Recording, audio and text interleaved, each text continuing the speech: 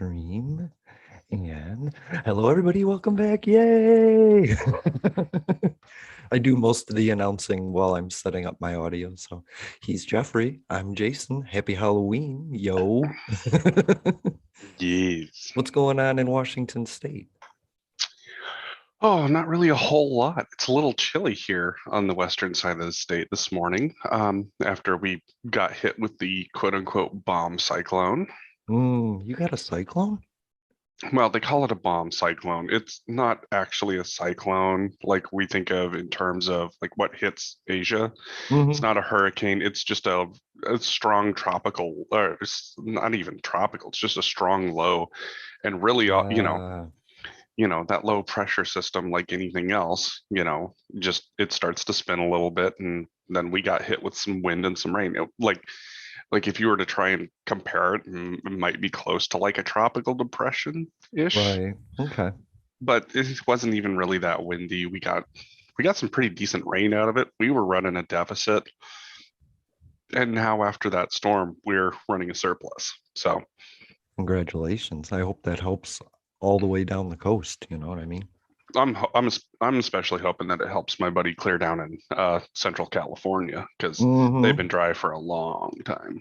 Right. We talk about food insecurity, but I think people miss the point we make about water security, because we are always talking about that too. So Hmm. I don't know if they go hand in hand, but shit, we got to take care of both of them at the same time. So, uh, my friend Kai from Unsubscribe, by the way, wanted this episode to be a little spooky, to have some spooky in it. So I'm just going to ask, what was your sexiest costume ever? Um, it was just me naked with a bowl of candy. So every guy does that. Well, problem was is that I was told that it was probably a bad idea. I thought it'd be hilarious to paint it and label it Snickers and see how long it takes for somebody to grab the wrong candy bar or the right one, depending on who Right. you are. Mm-hmm. I got Um, you. So it's Other than like that, it's a dick in a bowl sort of thing. yeah, except I didn't, like I didn't follow through with it like the way that people expected because Mm-hmm. let's be real honest, cutting Tupperware leaves some sharp plastic edges and cutting your dick isn't exactly a fun time. So, Jeez, no, never is. of course, my running joke was is that, barring I'd get thrown in fucking jail for it, I bet I'd land a single mom or two. The most direct way with a single mom. She doesn't have time to mess around, you know what I mean? Yeah, she got a busy life. But Yeah, I never really did like the quote unquote sexy costumes. right. Um, I mean, to me, like sexy costumes are like it's so forced. It's just, I mean, you know, Attention s- seeking, maybe. Or just having fun. Shout out to all those single moms that are in sexy costumes today. You go. as I guess what I would say is that, why do you need one day of a year to dress slutty when you can do it every day of the year? I mean, please, dress slutty anytime you want. Well, and I mean, let's be realistic here. Given that we already have this issue with how we patrol women's bodies, why the Mm-hmm. fuck is this an issue? It's like, Yeah. I mean, the running joke was for a long time, at least, it was, what was the unexpected slutty costume of the year going to be? And when the poop emoji first came out, my bet was that there was going to be a slutty poop. The slutty, and was there ever a slut? Oh wow, was there ever a I slutty poop? I feel like there are some Google searches I'm not willing to do because Well, I two have a girl, two feeling, girls in a cup was popular at the same time, right? yeah, I have a feeling that I'm going to get an answer and it's not going to be the one I'm looking for, and I'm just going to end up scarring my eyes. Yeah, there's some things I don't want in my head long term, so I really just don't look at them. You know what I mean? Well, I mean, my search history is already trash as it is, so it's not like Hmm. I'm concerned about my search history so much as there's some things I really just don't want popping up again. Yeah, again and again. That's why I decoupled from Facebook, by the way, because I was tired of that stuff popping up into my You Facebook feed. you mean meta?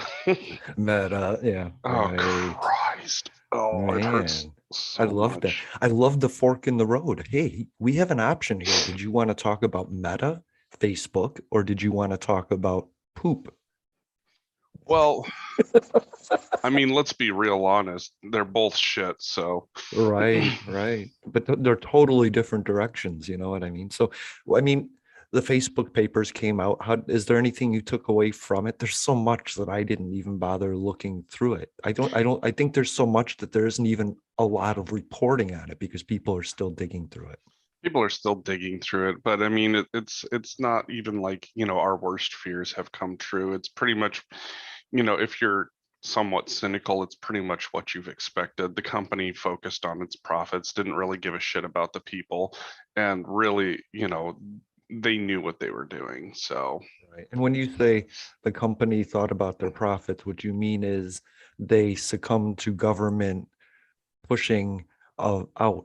Like governments around the world said, we won't let you into our country unless you subvert the suppression, suppress the subversion, as it were. And a lot Facebook gave in to mhm. government control a lot around the world. With the exception of here, and in Yeah. which case, they pretty much just gave the government a giant middle finger and did whatever they were going to do. And I Hmm. would say you got people on the left and the right rightfully angry about the situation. I mean, for different reasons. They're angry at the company. Some of them did the math wrong, but came to the right result. Right, right. I remember Elizabeth Warren putting that false campaign ad out because Facebook said political content gets to stay up. And so she did that. But I remember that, Yeah. that whole Facebook. I just don't like Facebook overall. It's not what it used to be. It's not what I used to use it for. And they're trying to be like a news agency without the responsibility of a news agency. And I just don't want to be a part of that. That's what I have Twitter for. Well, and it's also more like what I have an internet connection for to, reputable news sources, not Mm, Facebook. Because the thing is that Facebook, they refuse to filter out crap sources. And I say that as somebody who has friends on both the far left and the far right. You mhm. know, it's like they're posting crap and I'm sitting there looking at it going, you're both nuts. You're both absolutely crazy. You're both absolutely wrong. And I don't understand where you think that this is true in any version of reality. Mhm. But Facebook isn't going to do anything about that. And you do have that question around what does freedom of speech look like in this Sure. country, and especially when we have our stuff, even our stuff gets posted in various different places. At what point is it freedom of speech versus censorship versus suppression? And it's a tough line for a country that has the freedom of speech enshrined in their First Amendment. Right. That said, that said, I would say that what they view as threats of violence versus what are actually threats of violence are really messed up because Facebook uses an AI in order to determine a lot of this stuff, and Sure. the AI is not that good at it yet. I say yet. I mean, let's be real honest. Faydog jumps on here, he'll have a good laugh about it. But like I said, with Facebook, they're like, oh, we're going to try and tamp down on sex trafficking.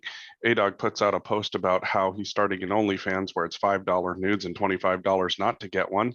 And when I asked him how many nudes I get for $25, I get thrown in Facebook jail because it's clearly a whole joke the entire way down. But then you have people that are actually soliciting and they don't get banned. And Yeah. so it's like, the system doesn't understand the difference between people who are joking and actual sex trafficking. Or another, I got zucked again here at the beginning of the month because one of my friends posted some was supposed to be some inspirational quote about how you're your own barrier to your own success, and I just commented with the joke saying, yeah, I know that bastard and I'll fucking kill him. And of course, it's about me. But Facebook doesn't understand that I was making a joke about myself and they thought I was making threats of violence. And I'm like, really? It's like, sorry, we're banning you for threatening violence against yourself. Right. And I have a friend that actually had a Facebook account. She was an escort and I mean, constantly got reported and just suspended and, kicked off Hmm. just for using the messenger in a way. Hmm. But when a man gets upset at a girl for not responding, she gets attacked for it. And then Facebook goes and Does jack shit. attacks her for it. You know what I mean? I just, Or, the guys who just send unsolicited dick pics and yeah, nothing gets done about it. right. And I want to say that, like, I'm on Snapchat. Get Snapchat. Oh man, Snapchat took a hit. But I get just as many unsolicited. Oh, hey, by the way, here's my nude. Contact me. Oh, my messenger suddenly isn't working. I can't see what you're saying. Come and visit me on this link. I Hmm. get that. I get that stuff too. So, Oh, yeah. but uh, yeah, like, so Apple introduced this new non-track thing in its abilities. So when you get an app, Apple asks you, do you want this to track you through other apps, yes or no? And Hmm. people are saying no. And Snapchat lost about $20 a share based on that because they don't know which ads are effective any longer. And I being a member of the Snapchat ownership am happy about that, believe it or not. Hmm. Yeah, Well, and why are you happy about that? because I think they should find another way to profit without tracking me invasively like they were. If they're being upfront about it, I agree to it, then that's fine. But these people just tracking me more and more and sliding it into the user agreement feels kind of shady to me. Yeah. One of the things that I always thought was at some point I would have loved to have had an ad-free version of the platform. Hey, $5 a month and you don't see any ads, period. Hmm. I would agree to that, you know? I mean, I would have to sit down and seriously consider whether or not it's, worth it. I mean, a lot of the time, there's things that I do that disable tracking. So, like, I don't get Right. any ads whatsoever. But there are some things where it's like, okay, let's objectively look at this. What could we do in order to have our user base be profitable? Like the ads thing got out of control. Let's be real honest. It was really annoying at first. Like, Mhm. you remember when Facebook had the sidebar, and Yeah. that's where all your ads would show up. That was really annoying. But it was easy to ignore. But now, Mhm. like, it's just straight in your feed.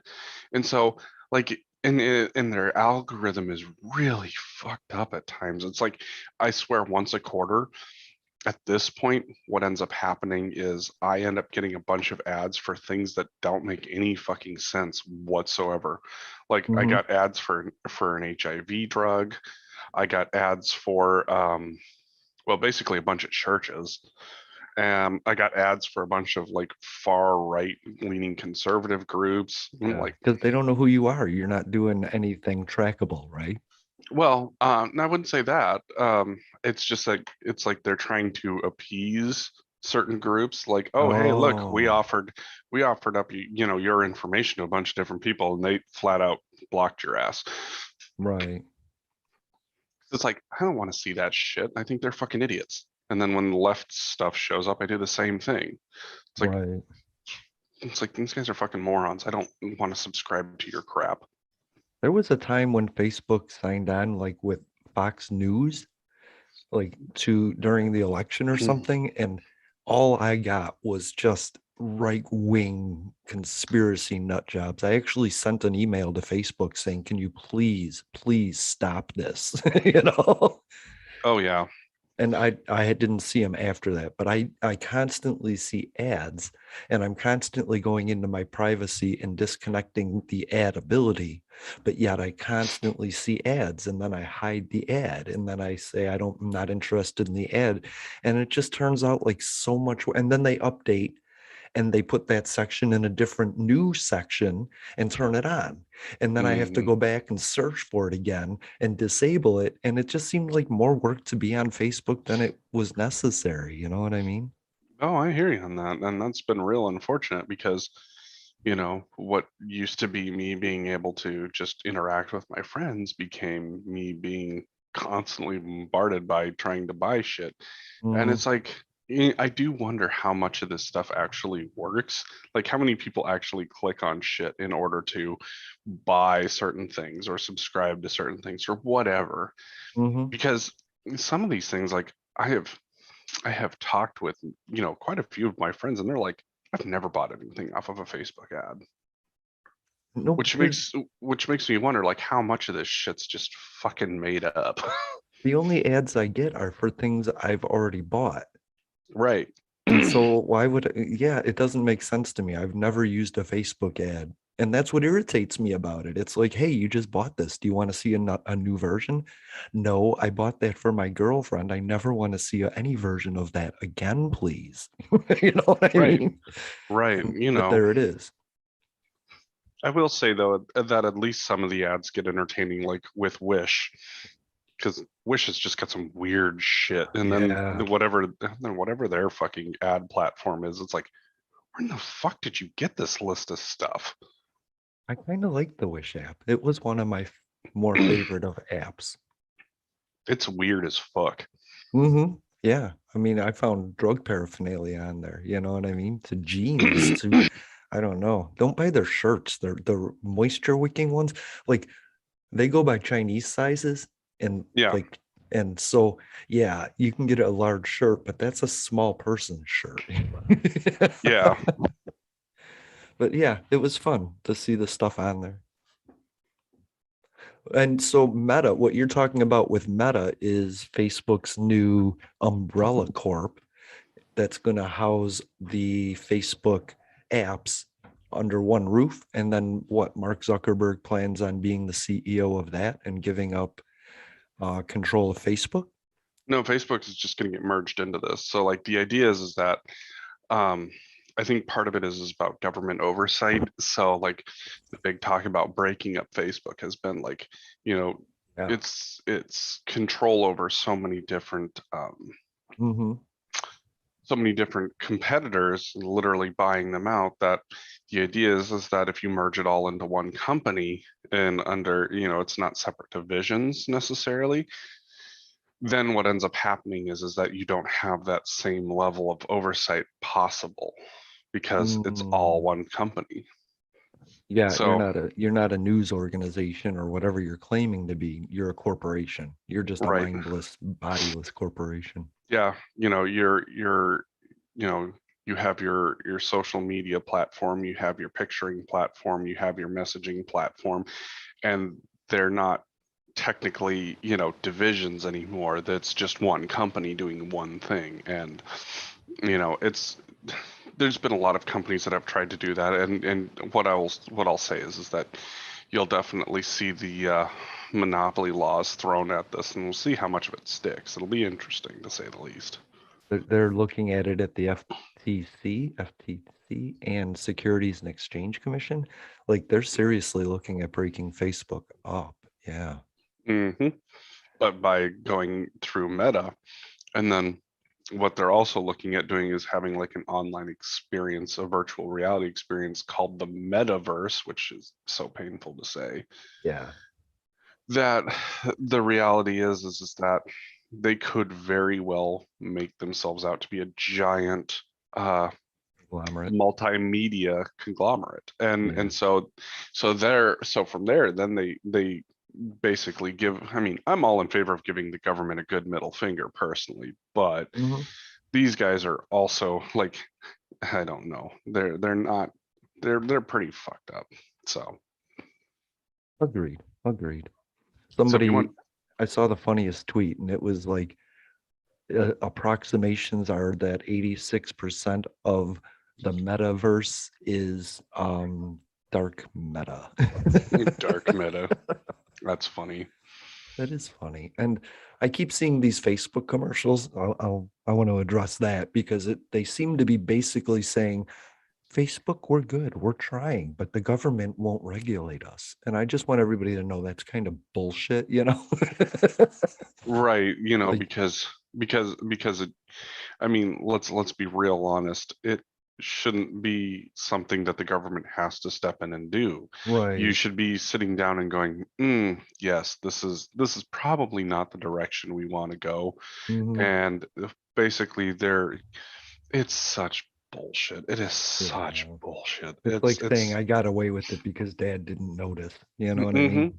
And or dad wouldn't do always, anything about it. I'm like with gun control, what I always said to Adam was regulate yourselves before you become a big enough problem that the government regulates you, because you won't be happy with that, you know? And I feel the same way with this stuff. And I also feel that people have to regulate themselves a little bit on this stuff, Hmm. like thinking that you need Facebook is in and of itself a problem. That's all. Right. I'll be the first to admit that Facebook's Messenger is one of the nicest platforms just because it does allow you to, interact with people multi-platform, especially in Right. an age where it's like you've got people who are Apple and Android users. It's like because everybody wants their shit to be proprietary, nobody wants to be able to interface with each other. And it's Right.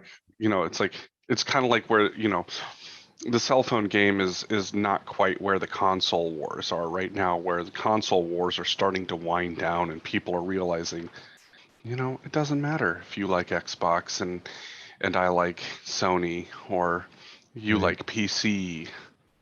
We want people to be able to play together and have fun together and interact with each other.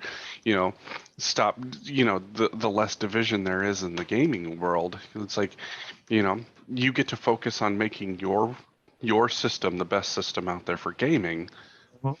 and everybody else, and now you're just it's about letting your friends play together.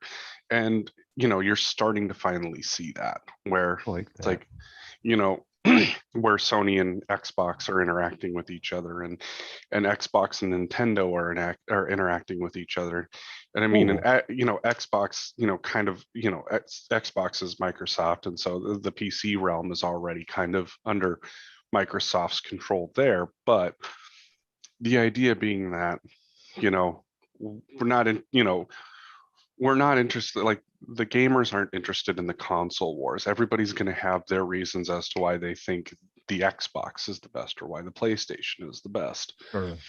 And the reality is that it's about the system that works for you. Mhm. It's like I get PCs because I'm used to working with PCs. Like I'm very familiar with them, that I know Right. how to use them.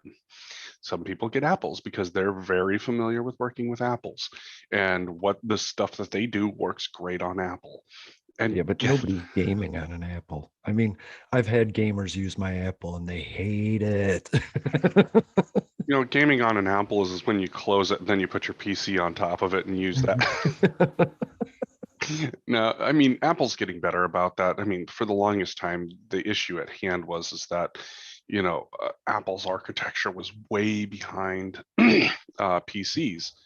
But once Apple started to embrace Intel chipsets, that Right. gap started to close.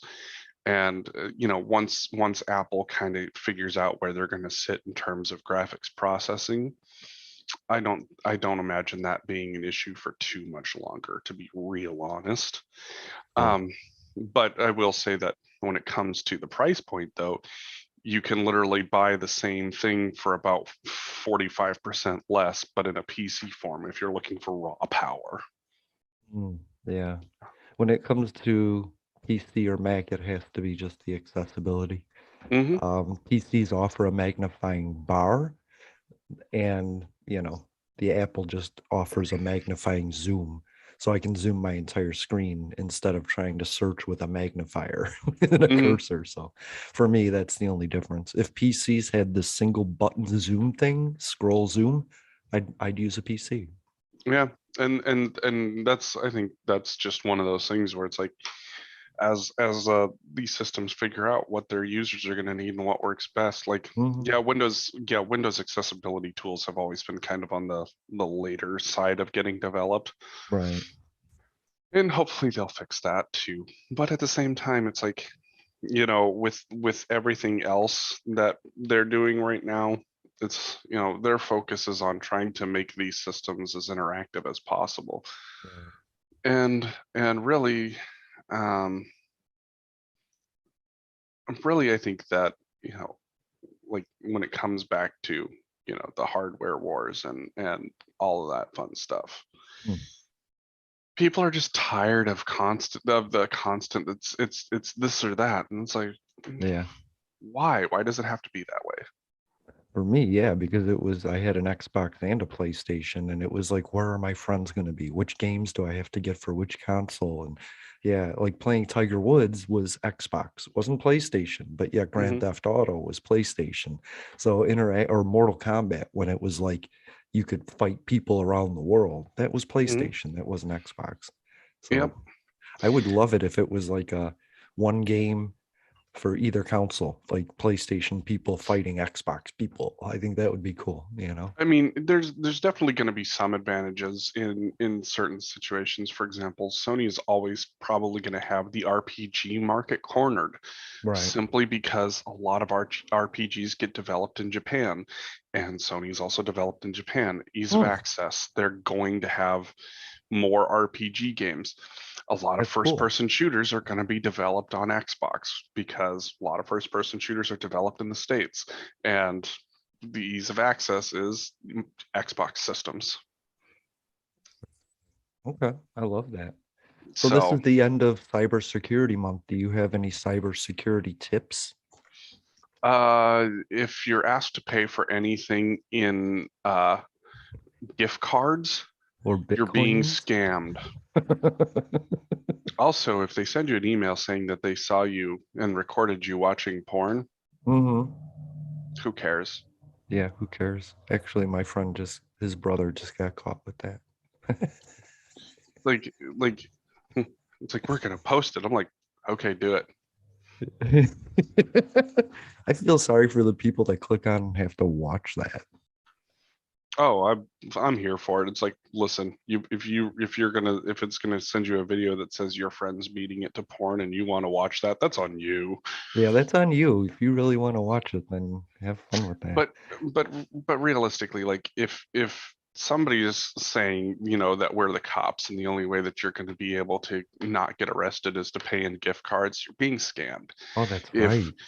you know don't click on links from people you don't know, and if you do get a link from somebody you do know and you haven't been talking about getting a link, reach Hmm. out to them first and say, hey, did you mean to send this to me? What are you sending me?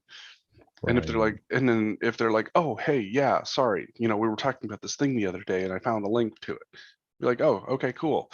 Or if it's just freaking cold and the spelling is off and there's just some wacky Right. things about it, like, if we're always in such a hurry to click on things, and it's like, just give yourself like an extra 5 seconds and you'll Hmm. figure out real quickly what's bullshit. I don't click on anything I don't know because I get a lot of stuff. Hey, guess what? We love your music. I don't have music.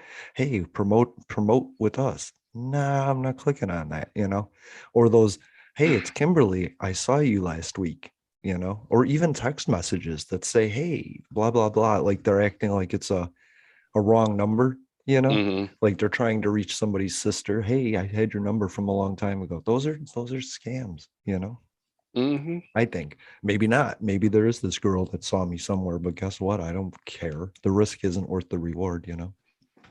Suddenly, Jason finds out that he's missed out on lifelong love because he thought it was a scam, because he Right. never actually talked to this person, but somehow they got his number. Right. It was a Craigslist connection. Oh.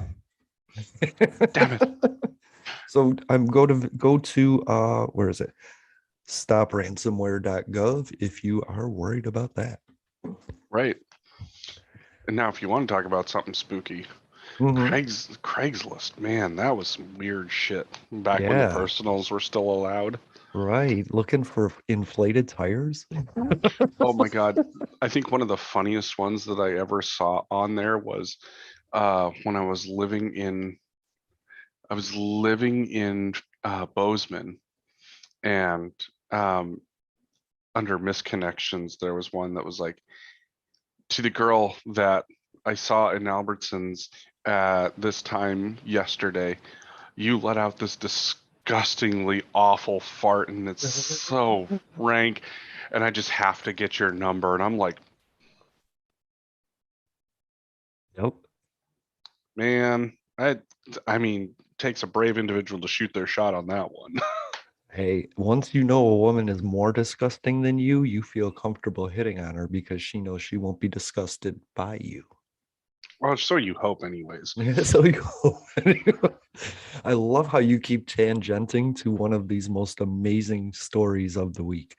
Um, hold on a minute. I just want to say real quick, we started following a new hashtag and promoting a new Twitter account, and it's welcome W Dignity, and the hashtag is welcome with dignity. And what their goal is to hyper target to get amnesty restored, dignity in migration. They want Title 42 to end. We want the deportations of Haitians to stop. And I'm always in favor of reforming the border, and these people are they're more knowledgeable than I am, and they're hyper focused on it. And I met them through NIJC. So those are the two Twitter accounts I'm really hoping people start following, because I want to spread awareness about migration, and so those are two places where we can get people to start paying attention to that. And I would also say too, it's like people have to remember when it comes to asylum seeking, it's like there are some very valid reasons out there that people, are forced to flee their country and seek Mhm. asylum. You know, you can't just send them back and then be like, well, tough shit. It's like you find out a lot of the times you're sending these people back into certain death. Yeah. So, everybody wants to see it as not their problem.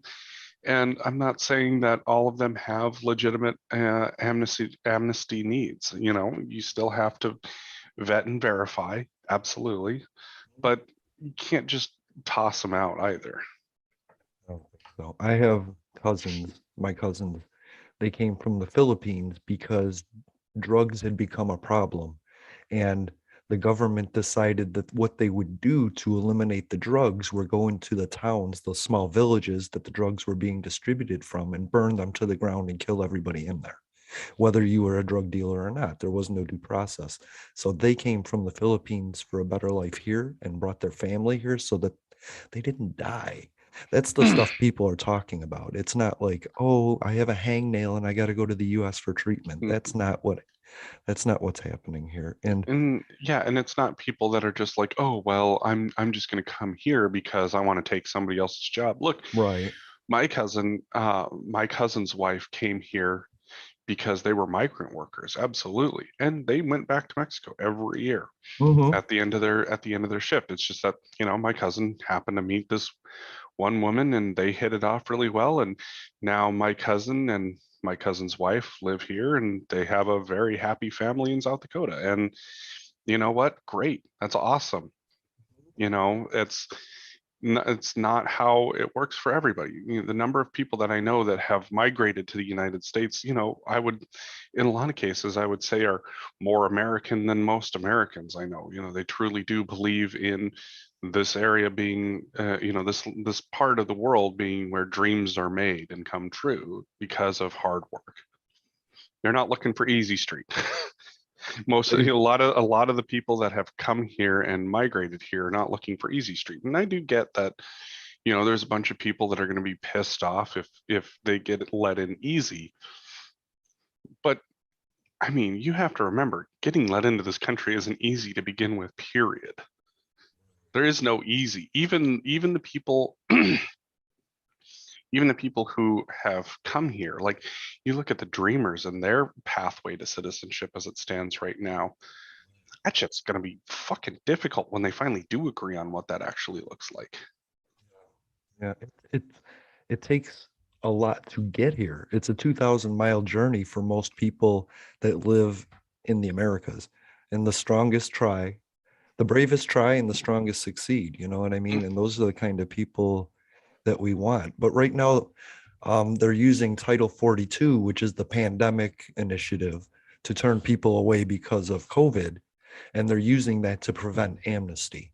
And mm, so even if a Haitian is vaccinated and can prove it, they're turning them away under this Title 42. And I just don't, like I said last week, we have a job. People We have people, a lack of people wanting to do jobs. So every American has the opportunity to have a job. If you don't have a job, it's because you can't get a job, but we still need these jobs filled. And the migrants that we're holding at the border are the people that fill in the gaps in places where we need people employed. And if we don't Mhm. have them, then we have these gaps like this. And then your burger comes out crappy, or Wendy's has a commercial, hey, guess what? We finally have hot fries, because people aren't, they're not working at the Tyson plant anymore. And white people aren't doing that. And Latinos aren't doing it because we won't let them in. Haitians, they're not here to drive trucks. So everything is falling apart because we don't have people.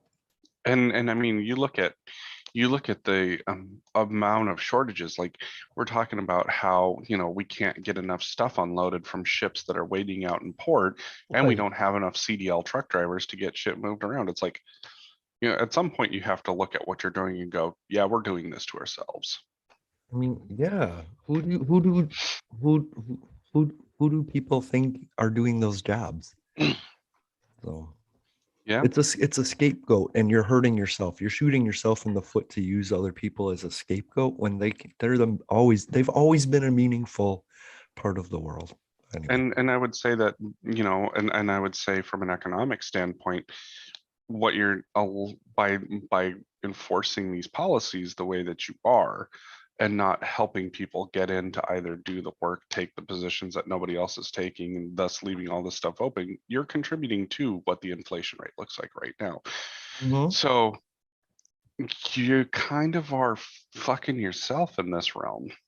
Right. Well, because we don't have the farm workers, it's not like they're producing less farm, right? They're not producing Right. less lettuce. They're still producing the same amount of lettuce, but they have fewer people to harvest that, which means food is going, it's rotting. And that also means the cost to clean that up, as well as the cost price of what is still there to use, goes up because it's supply and demand. We have less lettuce to offer you now because 75% of it rotted on the vine. We have less lettuce to offer you because 10% of it rotted in the field. We have Mhm. less lettuce to offer you because we're short truck drivers by about 20%. We have Right. less lettuce to offer you because we have grocery stores that are not able to fully stock their stuff in time. So we have less goods to offer you because they're sitting out in port, they're sitting out on a boat, and we can't get the ports unloaded. And we have less stuff to offer you because when we finally get a boat into port, we don't have enough people to unload the ships fast enough. And we have less to offer you because what we are getting unloaded, we don't have enough truck drivers to get it away from the port. So at some point you have to sit down and look at this and realize it's a false sense of scarcity. It's not Right. that we don't have it, we just don't have the people to get that stuff done. And so Yeah. that's why you're seeing inflation work the way that it is. It's not that the stuff isn't there. It's not, the only real scarcity that we're dealing with right now is a chip shortage. Mhm. So Right. And that just comes down to what companies are offering. Companies aren't offering what they used to offer. And so people are less likely to work somewhere where they're just going to injure themselves for something that doesn't even sustain their lifestyle. I was telling my friend about this, that, companies, good companies, there was good companies and bad companies. Good companies used to offer you a wage and a chance to advance and get raises, and they would offer you a 401k or a pension, and they would offer you insurance. And then certain people stopped paying their taxes. They stopped offering insurance. They stopped offering the 401ks. And that's how they became rich, was by not doing what others used to do. And so the rich aren't rich. The rich are just not paying what they should have paid. If they had paid what they should have paid, people would be happy to work there, and they would have less money, and the employees would have a little more. And I mean, when you look at what viable options look like in terms of reducing, like let's say a multi-billion-dollar company's capital expenses, at this point, what should be happening is that if you look at what a corporate tax rate looks like, it's like, okay, your corporate tax rate is 15%. Now, if you want to reduce how much of that corporate tax rate looks like, it's like, what you pay for in healthcare expenses, like for insurance, the kind of insurance you get, that's a deductible. You can deduct that off. And so what that would allow companies to do, or essentially force their hand in, is, they're going to spend money on the top of the line healthcare for their workers. Why? Because then they don't have to pay it in taxes. Right. That's the way And it used to work, right? right. And then or hey, we're going to up your contributions into a 401k plan. We're going to offer you great 401k diversity. Yeah, we're gonna match. You and that's another way to reduce your taxable income. Yeah. And so what you're going to see is you would see a lot of companies start really investing in people rather than doing everything that they can to avoid paying taxes. Now, I'm not one for corporate taxes. I'm not one for corporate taxes as it is, because here's what it's going to look like. And this is what the reality is. The reality is that there's a bunch of companies that are going to say, oh, yes, we're totally going to do the 15% corporate tax rate. And then a couple of them are going to be like, nah, when everybody else does that. Those companies are then going to move their headquarters to those countries Mhm. to avoid taxes. Well, And Biden so, is trying to negotiate a 15% global tax rate. and I guarantee you that there will be countries that won't do that.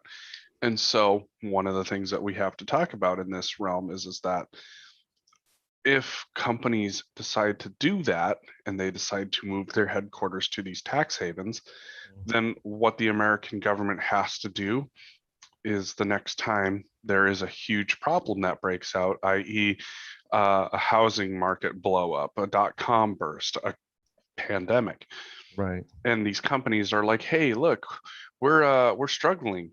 We're too big to fail. No, you moved your place of business to another country. It's their job to make sure that you don't go under. It's not ours. Right. You don't get breaks for not paying taxes in this country, period. Right. And that's what Well, has to happen. I think what happened was what you explained, investing in employees. Um, Something happened where you could put your money in account and not pay taxes on that.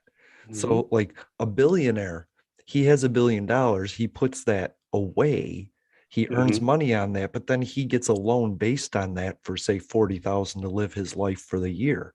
And then he just pays that loan off and his billion never gets taxed. What he gets taxed on is that $40,000. And that's why they don't have to pay. That's why Donald Trump paid $780 in taxes one year, is because he Mhm. didn't have cash on hand. It was all in assets. And Mhm. so companies invest in assets and public stocks and not in employees. So, And so that's where you have these issues at hand, where the left and the right tend to like fight with each other. Is that the left is mhm, like, oh, Elon Musk had his stuff increased by 36 billion. He doesn't have 36 billion dollars cash in hand. right, He has 36 billion dollars in assets that he can't liquidate. And right, so the idea that you're just suddenly going to take a cut of that is just absolutely hilarious to me, that you don't understand how these investment strategies work. And then at the same time, you then have the right sitting down and complaining about how, people aren't willing to work for, these low income jobs that don't right, have any benefits. And it's like, well, it's like you have to balance what you're willing to invest in your company and what you're willing to invest in your soft assets, aka people. right. And Yes. Like and if you what, don't invest in your soft assets, you don't have soft assets. Kind of like if you don't invest in hard assets, you don't have hard assets. It's not that hard to right. understand. What I'm saying is Elon Musk, if he got 36 billion in one quarter, he would have had 35.5 billion if he invested in his employees. You know what I mean? And it's that little bit.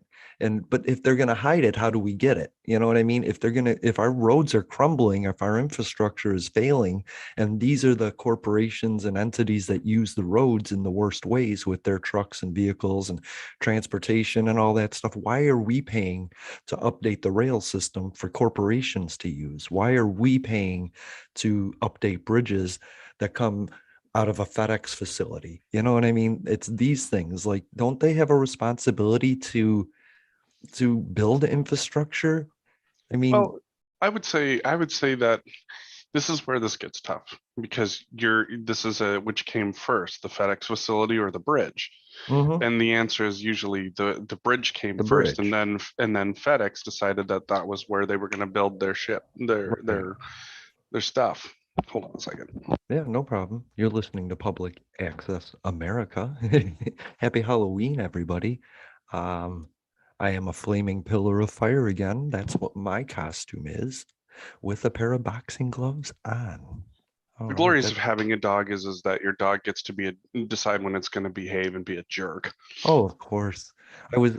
I came into my office. I was typing something because somebody was like, "We should boycott Tucker Carlson sponsors," and I looked up Carlson sponsors, and I was so saddened by who they were that I was going to make a tweet saying, "Hey, I feel pity for Tucker Carlson." But then I left and I came back and the cat was on the keyboard. And it Hmm. looked like the cat was tweeting to Tucker Carlson, and I got a picture of it. I mean, So you know, you choose fuck it. when the animals do what they want to do. You know what I mean? Right, right. And yeah, 97% of Tucker Carlson's sponsorship is Fox News. Mhm. Yeah, the other 3% is like Tommy Copper, My Pillow, things I boycott anyway. Right. He's like I love the ideas of boycotting. Simply like Hmm. my personal favorite right now is all the ones where it's like we're gonna boycott Amazon for a day. Like, Yeah, right, oh, okay, so you're not gonna order anything today, but tomorrow it's gonna be fine. Okay, cool. That sounds absolutely useless. right. But you don't understand. They lose so many profits on today. And I'm like, no, I understand because they'll get all of those profits tomorrow plus whatever they're going to order, whatever people were going to order anyways. Mhm. It's like people don't have that kind of a commitment unless there's like a serious wrong that's been done by the company. Right. We need to be real honest about that. Your one day boycotts are bullshit. I mean, But it's I about solidarity. No, it's not. It's it's about about virtues. longevity, it's about consistency. And all you're doing is virtue signaling. You're not actually committing to something. You're not actually Right. saying the practices of this business are so heinous that I can no longer support it. Hmm. And until people understand that these one day boycotts are just them, it's hashtag activism, but Yes. with extra steps. Yes. In today's culture, people think they're an activist because they recognize an issue. That's today. That's what we do today. Look, I realize there's riots in Miramar. Look, I'm a good person because I acknowledge that. That's not how it is. I stopped using Northern toilet paper because I learned that the Koch brothers manufacture it. Now I can simply go to Charmin, and that's all I did. I don't know if it's any skin off of their head, but it makes me feel better. I left Facebook not to push other people off of Facebook, but because I didn't feel good that the $50 a month they were earning on my data was going to things like suppressing voices in Vietnam. You know what I mean? I just couldn't Hmm. do that. But that's me, that's not everybody. And it takes everyone in the chain to get where we're going. But hashtag activists, man, they really frustrate me. And I'm talking to you, Oh yeah, David Hogue. seriously. Like this is one of those things where people need to actually understand that it's like you don't affect change by telling people to stage these one day things. Look, Right. you want to talk about longevity, look at what's happening with the John Deere strike. I mean, you've already had Yes. somebody that got killed on the line. They don't, Wow. don't know if Yes. don't know if it was malicious or if there was a drunk driver or what yet. We'll find out eventually, I suppose. But the idea is that when you commit to something, you're committing to something until the company changes its behavior. Saying that you're Right. not going to do something for one day, but then the next day you're going to go back and you're going to buy stuff, it absolutely makes no sense whatsoever. All you're doing is virtue signaling. you're Right. not you're not telling the company to change its behavior by voting with your wallet, and that's really what it is. It's like Chick-fil-A for me. Yeah. I've heard plenty of people tell me that it's the best chicken sandwich you'll ever have, and I'm like, cool. I'm not Yeah. eating there. Yeah. Rat I, might taste like filet mignon, but I'll never know. right. And there's several other companies like that. It's like great. It's like Hmm. cool. It's like there's some where I'm like, yeah, I miss the food, but it's like not worth it to me because the company refuses to change its behavior. And Right. until the company changes its behavior, I'm not eating there. Period. End of story. But what every company does is it tries to like duck and cover through a scandal. You know what I mean? And so one day activists, what do? They tell the end, right? We're going to boycott you, Taco Bell, but just for a day. Don't worry about it. I'm sure Oh, every Amazon worker was like, thank God, like we got a break today. You know what I mean? So all you did and was give them a break. Do that. Do that every month, like just one day. Don't shop at Amazon, not to boycott Amazon, but to give the employees a little bit of a break, you know? right. Well, yeah, and that's the thing is that knowing Amazon, they would be like, okay, well, so technically you only worked 35 hours this week, so we're going to Yeah. cut your benefits. Yay. Yeah, it's that trickle down effect, isn't it? Yep. So So, I mean, I boycott things based on boycotting them, but am I not going to watch a 20th Century Fox movie free? You know what I mean? Like that's stupid. But am I going to mm, go to the movies and watch a 20th Century Fox movie? No, never. No, I won't pay for that. But that's me. I'm not going to support Fox.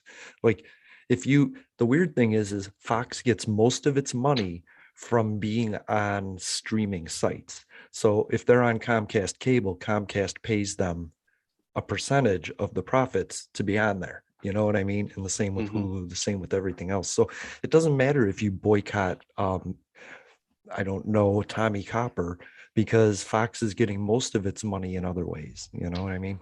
right. And what is it, the Washington Post and the New Yorker? I have a whole list of stuff that they're on. It's so, I love this. I love it. We managed to save the topic for the second episode because it's such a weak topic. So let's wrap up with this hour with the Supreme Court. Tomorrow we'll hear Oracle. oracle arguments about Texas abortion law. And Hmm. you can find those if you go to the Supreme Court website. They don't televise them, but you can hear the audio of the Oriole arguments. We've gone from oracles to birds. Oh man, that's so sad. I love it. Sometimes you have to embrace that stuff. You know what I mean? Oh, absolutely. Sometimes you're just gonna completely slay the English language because your Yeah. tongue's like. But you got to roll with it. You got to make it fun. So, do you have any opinion about what do you think is going to happen? You know what I mean? This is a tough one.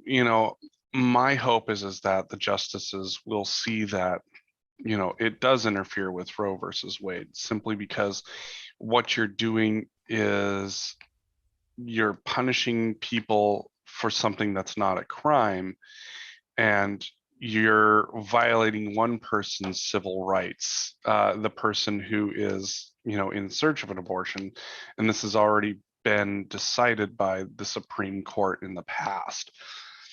I really hope, I think that you'll see John Roberts actually side with the liberal justices.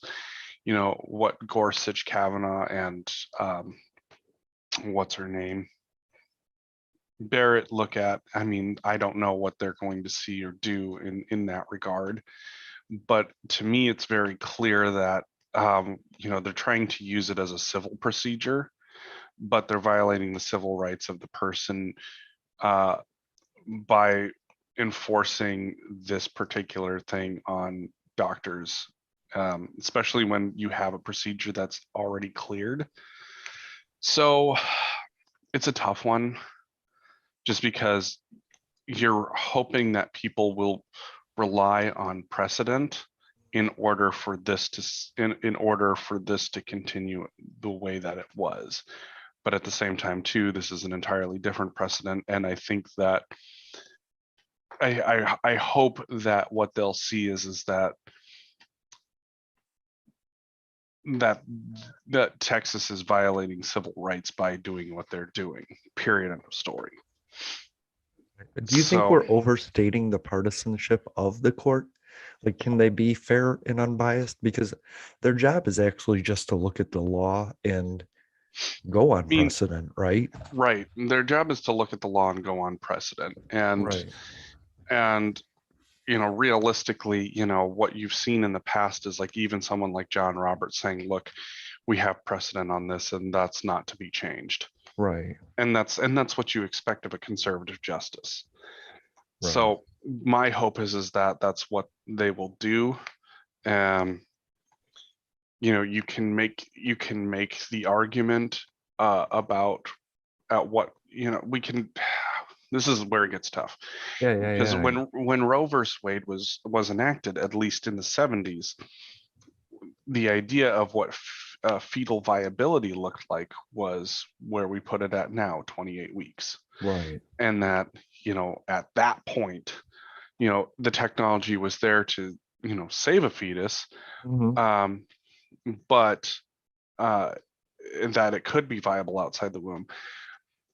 I think it's not there yet, but what I do envision is, because we have come up with things like artificial wombs, for Yeah. example, that at some point you could see the law change, because you do have the ability to have a particular fetus exist outside of mother's womb and in an unnatural one and have it fully develop.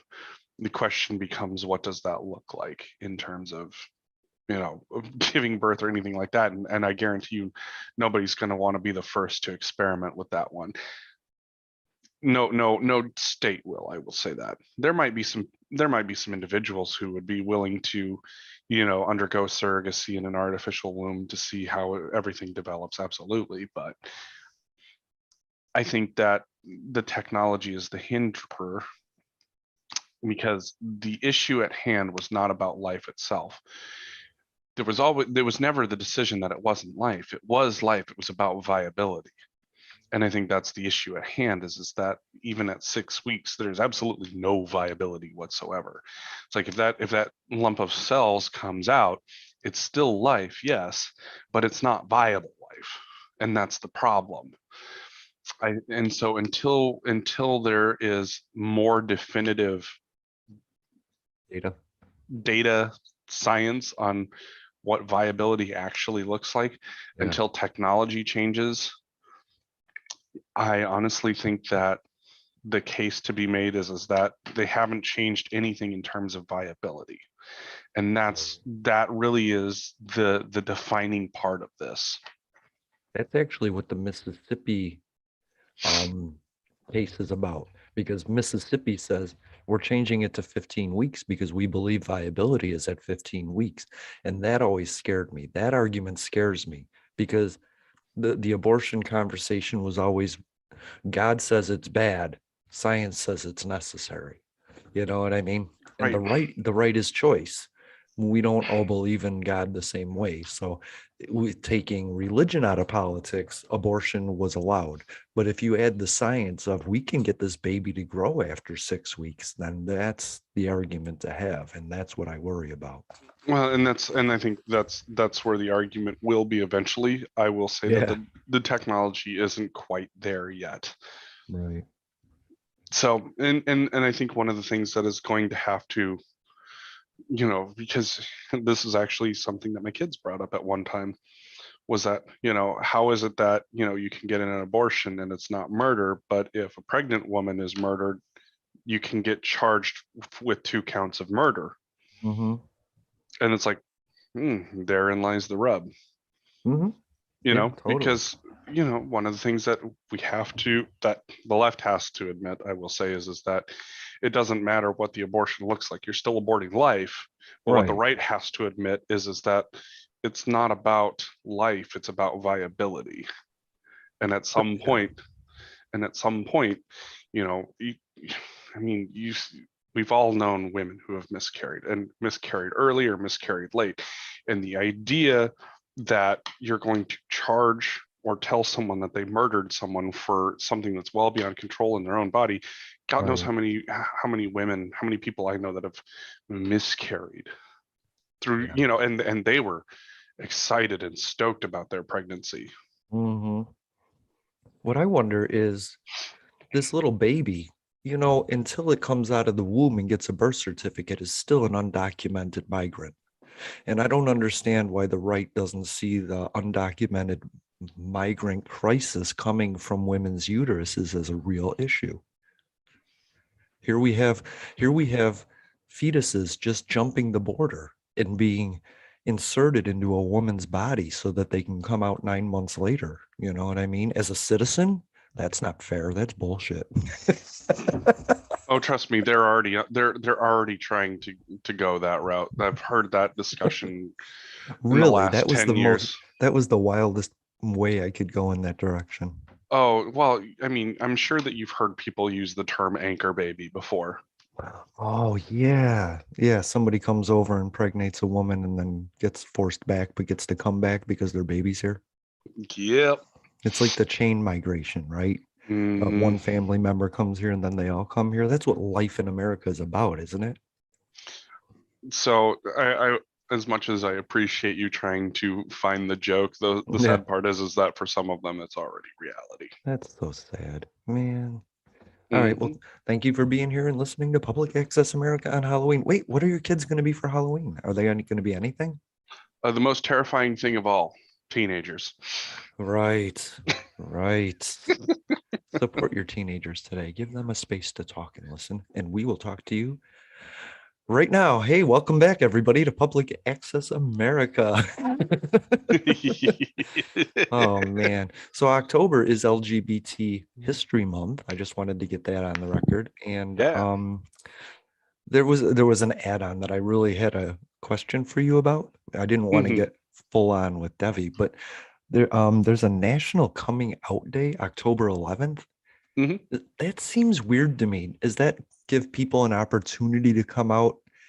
Does it give them the space to come out comfortably, or does it like force an obligation that just feels inappropriate? I don't know. I mean, that's a tough one. Come out at your own time on this I day right. Come for out. for a like or two. Right. And for some people, it's kind of one of those things where I think you just have to take it as what it is for the person that it helps out. For some people, it's Uh, like, they're like, I'm gonna do it, I'm gonna do it, I'm gonna do it, and they just never figure out when they're gonna do it. And then finally it's like, oh, I guess there's no better time than this day because there's gonna be a right. lot of people doing it, so I'm not gonna be alone when I do it. Cool. Maybe that's the answer there. But I'd say at the same time too, you've got a bunch of people who, when they find the right time and right place for them, they do it. Sometimes it's during Pride Month, which Right. that's an interesting one. How June is Pride Month, and then, you know, you have Coming Out Day and LGBT History Day within the month of October. Which, I mean, to me, it's whatever. I don't care. I want to know why Like, LGBT month is ends October 15th. Like what month are you working on here? who knows? Right. But the reality is that, I mean, everybody's going to have their own schedule of when they're going to want to come out, and Yeah. nobody should force them to do that. You look at Right. what happened with is it Carl uh Nassib, Nassib, or I forget what his the DN for the Raiders came out in June. Yeah. Dude plays hard, he's good, and then of course then he finds out that his coach is a homophobic piece of shit. So Right. We never covered the John Gruden stuff, did we? well, not much to cover. Turns out he's Yeah. homophobic, racist, and just a general piece of shit. End of story. Yeah. Yeah, and he has been for a long time. I think if you have a coming out Mm, story of consequence, sharing that on the internet is awesome. I think yeah. seeing other scenarios play out gives you an average of what might happen going into it. Doing it gradually, like confiding in a friend that you can trust, a family member, these people that love you but don't always necessarily like you but stand up for you. Those are the people that you get to talk to. I don't think you should Hmm. do it on Instagram for a share, you know what I mean, or a like. I think you should do it because it's right for you. Life flows Hmm. in a certain way, and you don't owe an explanation to anybody as well. No, Just you be, really you don't. don't have to come out, just be out. Well, and I think too that, for every person, they don't necessarily have the answer yet, Right. until they're ready to say, nope, this is who I am, Hmm. and it's I know that sometimes it sounds callous of me, and I say I don't care. It's not that I don't care about who you are. It's that to me it shouldn't be an issue. You should get to be Yeah. who you are, Right. and it's awesome. Like I don't care who you are as long as there is a good person that has a solid head on their shoulders and a good heart Mhm. that wants to help humanity. Right. I mean, the reality is that I know gay people who are fucking assholes. I know trans people who are fucking assholes. I know Yep. people who are bi that are fucking assholes. I know lesbians who are turfs. And you know, that's just it. Is that there's so much intersectionality in all of that. And the reality is that being a good person through and through is what it's all about. Yeah. And being ready to be comfortable with yourself and be able to tell people that message is entirely incumbent upon them. And it's kind of like, you shouldn't have to be romantic on uh Valentine's Day, but it's Right. there if you decide to. That's So just interesting. like you shouldn't have to come out on October 11th, but for those who need it, it should be there for them. So Maybe, yeah, maybe it gives somebody that final push. What I think is important for people to realize is that declaring your sexuality isn't static. One minute I can feel feminine, the next minute I might feel masculine, and you need the space to feel that. If you, I don't want anybody to ever turn down something they think might be an important memory for them because they're defined a certain way. I don't want some hetero guy to have feelings for another man and say, guess what? I don't want to explore that because I'm hetero, and that definement means I can't be anything else. right. So coming out, be careful with it because you can always feel a different way at a different time, and you need the space to do that. A Well, lot of and times people that feel bi declare as lesbian because they think they have to, you know, and I don't want mhm. people to ever feel like you have to be defined in one certain way. Well, and really it's about taking the time to understand who you are, Yeah. because everything changes for people, especially as you begin to explore who you are, what it is that makes you you. And Mhm. there is no timeline. Oh, damn it. There No, is there you're is right. no timeline on finding out who you are. You think about what, the simplest one that we always talk about. What did you want to do when you grew up? I wanted to be a firefighter. I wanted to be a police officer. I I want to wanted be a to go into the motherfucking military. I wanted to gangster. be a Yeah, teacher. I right. wanted to be a nuclear physicist. I wanted to be a chemical engineer. I'm a I wanted to be a business manager. I wanted to be a consultant. I wanted to be a data analyst. I wanted to be a contract manager, and that's where I'm at right now. And you know what? Fuck, I'm probably going to want to be something else by the time I hit 45. But when it Yeah. comes to who you are, what you like, what you don't like, what isn't a choice for you. Let's make that very Oh, clear. What isn't a choice for you? yeah. Because a lot of people still think sexuality is a choice. And man, let me tell you something about choosing to be straight. I didn't, but Right. even then, I'm not really straight. So whatever. But that choosing to be something just means you're not choosing to be something else. And I think if I have the opportunity to meet Brad Pitt, I'm gonna put the moves on the motherfucker. You know what I mean? And I'm hetero, so Well, and I think the reality is that the reality is more about being able to understand who you are right. and be able to say, you know what, I'm okay with being able to date women or men or not people who are non-binary or people who are trans or people, it doesn't really matter. Right. It shouldn't matter who you love to anybody else. It should just Right. matter to you and the person or people that you happen to love. Right. The idea that anybody else should have any sort of say or control over that Basically it's the same as how I view people with the government wanting to control their lives. I don't think it's any different. Right. Like, I don't care who my kids end up growing up to love or don't. It doesn't matter to me. Like, as long as whoever my kids bring home aren't a fucking asshole, I don't give a shit. Right. I like that. I Because like the that. thing is that my family is very diverse. I have people of different sexualities, people of different genders, people of different colors, and you want to know what? They're all family. And Yeah. I've got family that I chose and family that I chose to leave out. And the reality is that people who have big heads and good hearts on their inside them, people who have all of that willingness to share that love Mhm. and grow are good people. You may not necessarily agree with them on everything. That's great. I don't necessarily agree with everybody on anything, but Right. that's fine. That's okay. But in terms of who somebody loves, it's not my fucking business, dude.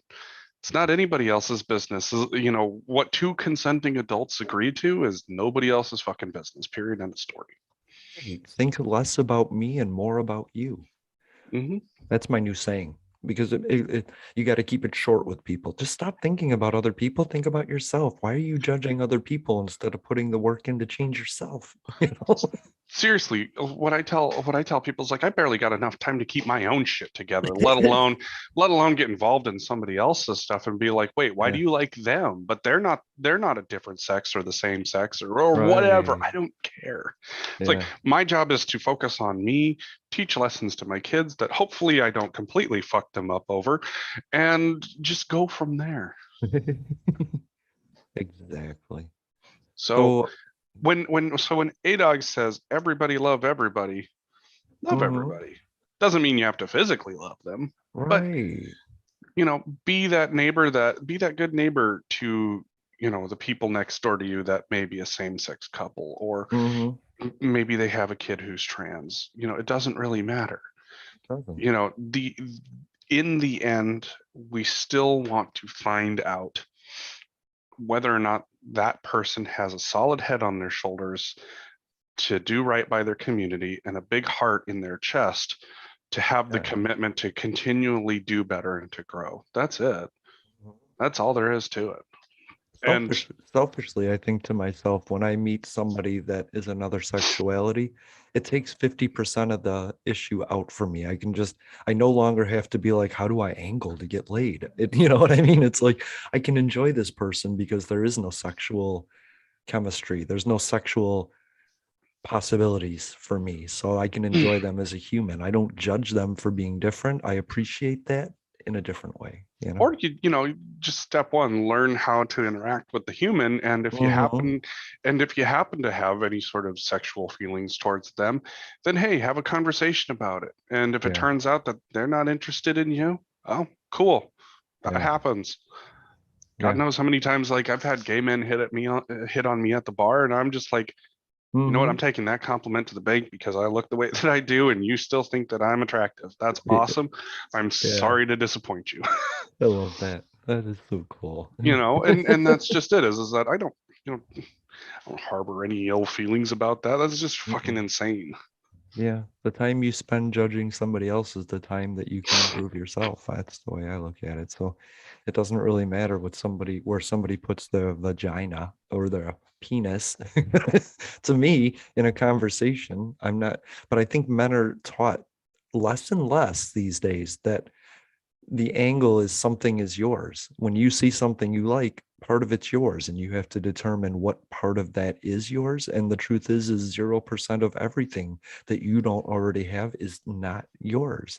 And you can lose everything you have. So it's not Right. permanent, you know? And no person is ever truly yours. You don't own Right. people. Right. But I think that's what it is. People go, hey, that's mine. I like that. you know I'm gonna you know get it. and I think that's part of the other reality too. Debbie and I are in a relationship with each other at each other's behest. If Right. one of us decides the relationship's over, the relationship is over, whether the other one is ready for it or not. Period. End of story. That's Yeah. not happening right now. I hope not ever, to be perfectly honest. Right. But be adult about it. It's like, I don't own Debbie. Debbie doesn't own me. Mm-mm. We're with each other because we love and we care about each other. We want each other in our lives. And if that changes someday, bummer. Right. But you will have communicated over the years to not be shocked by it, right? Right. And that's the hope is that we've communicated enough that, neither party is like completely upended by the idea that a relationship might come to an end. And Right. and you know what?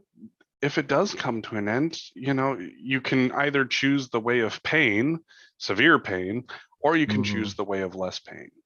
Right. And, you know, it's like, if a relationship comes to an end, is it going to hurt? Absolutely. Relationships coming to an end always hurt. Even the one that I was in for 4.5 years, that by the end I fucking hated the person I was with, it still fucking hurt when it came to an end. Yeah. Yeah. It still fucking hurt when it came to an end. Why? Because there were so many good times, good memories, and there was so much love that was there. But Hmm. by the end of it, it wasn't there anymore. Right. And what you were grasping onto, at least what I was grasping onto, was what was there. And so that What could pain, be, right? What could be there. well, and it's not, no, it's not even what could be, because that could be has gone. It left the building. That was never coming back. Mm. That was it. No, That was it knowing was that, acknowledging that is a tough thing for a lot But of people. I didn't want to acknowledge it. Right. I didn't. And fuck, sometimes, sit down and I'll think about it, and it's just like there were so many wonderful memories there and so many Right. good feelings that it's so hard to believe that 4.5 years later that none of that existed anymore. There Hmm. were no more moments like that. It was just awful. Right. And and I know that you when you finally sit down and you think about it, it's like, why did I choose the way of making this so fucking painful on myself, instead of just Right. sitting down and acknowledging this is done and it's over. This is going to hurt, but it's the best thing. Yeah. Yeah. And I know that, you know when I had another relationship a few years later, when the same thing happened, it still fucking hurt, but it hurt a lot less when I finally started, trying to enact it. I mean, it took me a few days, a couple of weeks really, to sit down and go, nope, this is done, this is over, this is Withdrawal symptoms. That person was pretty kind of much. like a drug. There's withdrawal symptoms, you know what I mean? I mean, pretty Yeah. much. But that's awesome. The more the withdrawal, the more that meant something. Like I always tell people, everything begins and everything ends. So you got to enjoy the middle so that you don't feel so bad about the end, because people want to fight that end. If it's ending, if Jeffrey says we're done, we're done. I can't argue you back. So Right. And enjoy the middles, be an adult about the end, and you'll be responsive to the next beginning. Like and people and think it's morbid when I say that, but it's no, it's it's prepare. No.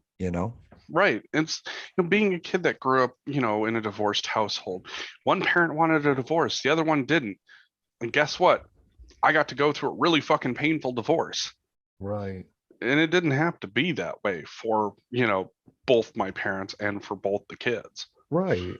You want But to just start hurting each other, but then you're just postponing the next beginning. You know what I mean? you're just postponing the inevitable. Yeah. Like the idea that, fighting for something at the end and having it work out Hmm. is a fucking movie plot line. That's all it is. It's not real. It Right. sounds it sounds lovely and romantic. Oh, he's going to fight for me until the very end. No, that's No. not how it works, motherfucker. She's done with you. Right. And she is over it, and you won't fucking let it go. And so you're making this miserable on yourself, and you're making it miserable on her, Yeah. and you're the only reason that's the case. But more importantly, you're creating miserable memories that are going to be with you. Like be a man about it, be proud of yourself through the process. And then 5 years later, when you look back, you can be like, hey, I was good. I was good. You know what I mean? But in that moment, just don't hurt somebody for the sake of hurting them. You know, Mhm. even if they're hurting you, it's over. It's And how are that's you both going to deal with it? You know? and I wish that was a lesson that I would have gotten to learn earlier, because I Yeah. probably wouldn't have done some of the stupid shit that I did in order to Hmm. learn that lesson. Yeah. You know, I didn't, I was a kid. I didn't fully understand what was happening at that time.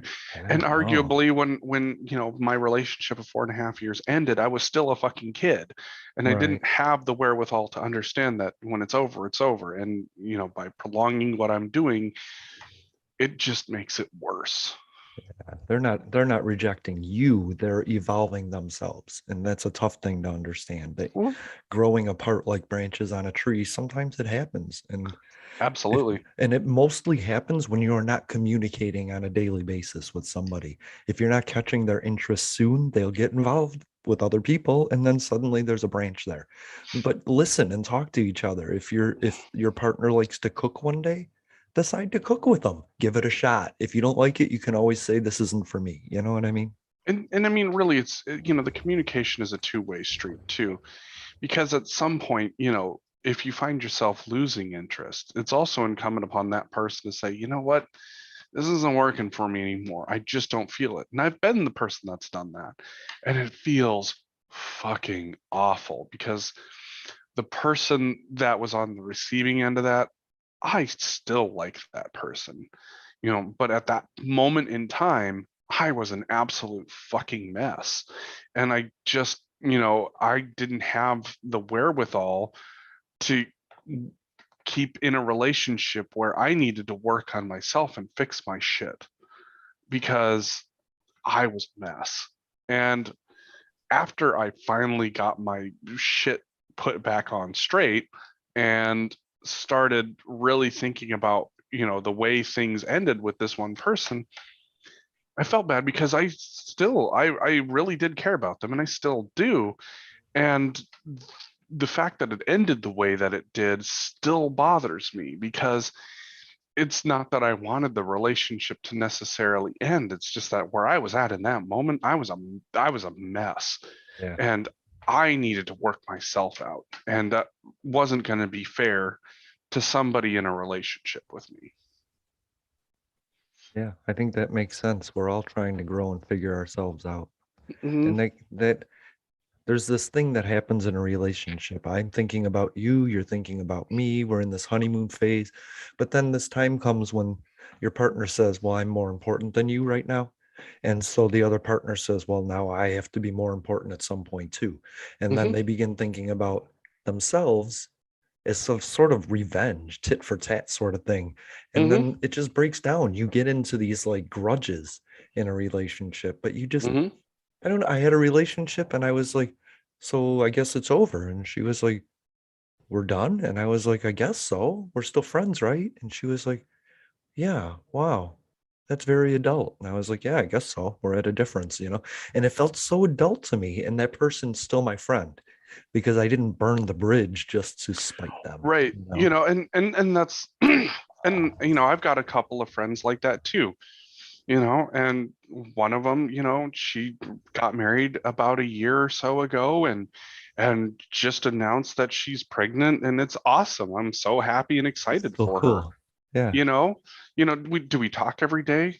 I mean, we rarely talk, right. but I still consider this person a friend. And you know what? Our relationship came to an end, and that was okay. It had an end date, and Yeah, but it but right. it but it came to an adult end. And this person has a very fantastic relationship with their now husband, and I'm excited for them, and I'm excited that they get to experience that love, and soon Hmm. family. And like, that's cool that That is that they get to cool. have that, you know and it's not, and it's, I don't view it as something I lost. you know Right.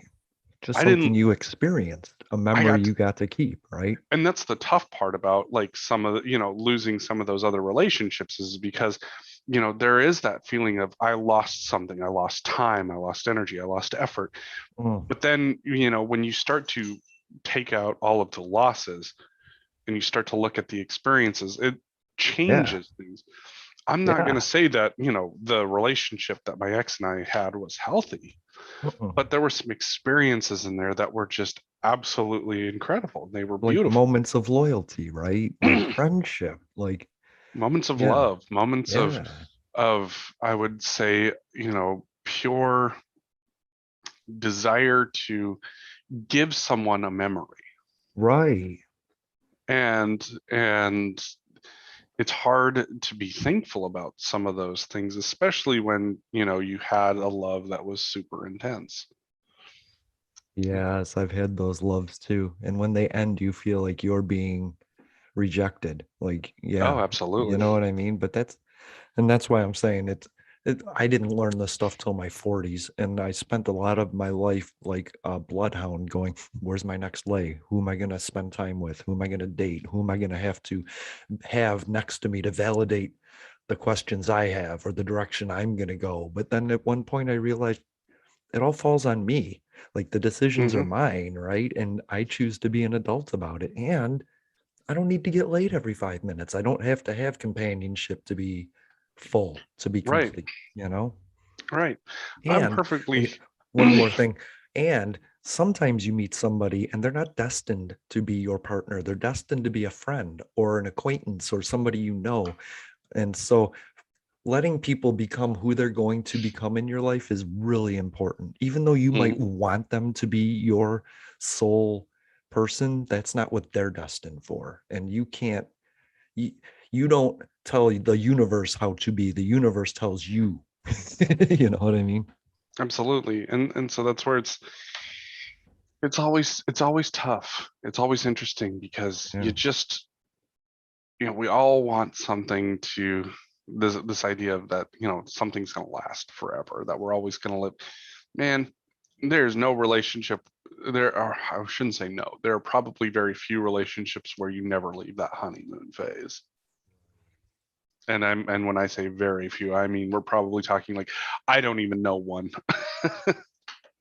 I know You know, people that have gone back to it in their old age. Like they've been married 50 years and they're back into it, but they still bicker back and forth. Why'd you change the heat? I didn't change the heat. Why'd you leave that? Yeah, they all do it, but they let it out in the moment hmm, instead of once a month having a meeting going, by the way, last month you did this, this, this, and this, you know? right. And that's how they survive is by letting it out like a balloon as it Yeah, happens. yeah. Yeah. So And even then, those people might be in a relationship for 50 years, but they could be incompatible to absolutely anyone else on the planet. it's entirely true. I know a couple people like that where I'm just like, Yeah. I don't know who in the hell else would love you the way that this Right. person loves you. Right. Because It's like that because I looking would, for your fart, you know what I mean? right. Like, right, legitimately it is the definition of looking for that person who farted in the grocery aisle next to you and knowing that that Yeah. was your forever moment. Right. And we all do this thing like snoring, right? Like Hmm. I was married for 3 years, and after that, I just couldn't sleep because the snore wasn't there, you know? And it's those little things. Nobody else would have put up with it. Me, I recorded it and played it for her at parties. You know what I mean? Right. And she was okay with that, and other people wouldn't have been. So, it's Right. like It's like I always like want to Debbie and stay I open. Debbie and I, it's hilarious because people will see us interact in public, and then they come over to our house and they see that we act the same way at home, and they're like, "Oh shit, you guys actually act like this." And it's like, "Yeah, this is what works for us." Right.